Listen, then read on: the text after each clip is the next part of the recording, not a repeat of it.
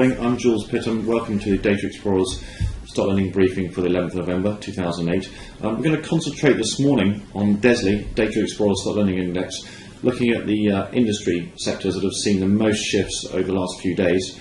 Starting with the UK and US energy sector, looking at the graphs, there's been a notable uptick in the amount on loan, by the loan index, looking at the blue line in the last few weeks.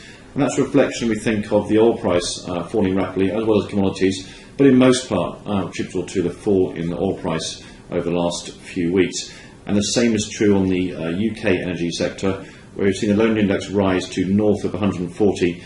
It does look to be flattening out a little bit at that stage, but in the US, touching nearly 200, so double from where it was on the 1st of September of this year.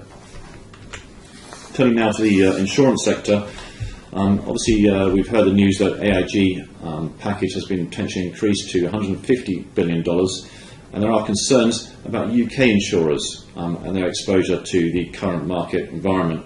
We've seen that index go from 40, that was post-ban, rising back up to north of 100 and hovering now at about 110, so a notable uptick from the lows in UK insurance shorting back up to 100 as of now.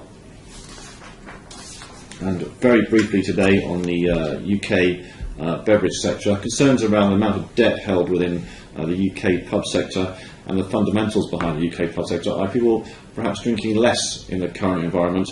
Historically, we have seen people heading to the pubs in previous recessions, but people are concerned that this recession is so bad that we may even see people heading towards the pubs less in future.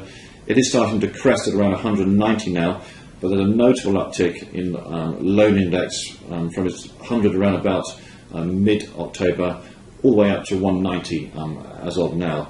Inventory index remains pretty much unchanged, about 10% down, as does every inventory index as a result of people leaving the stock lending market and an asset allocation shift away from equities.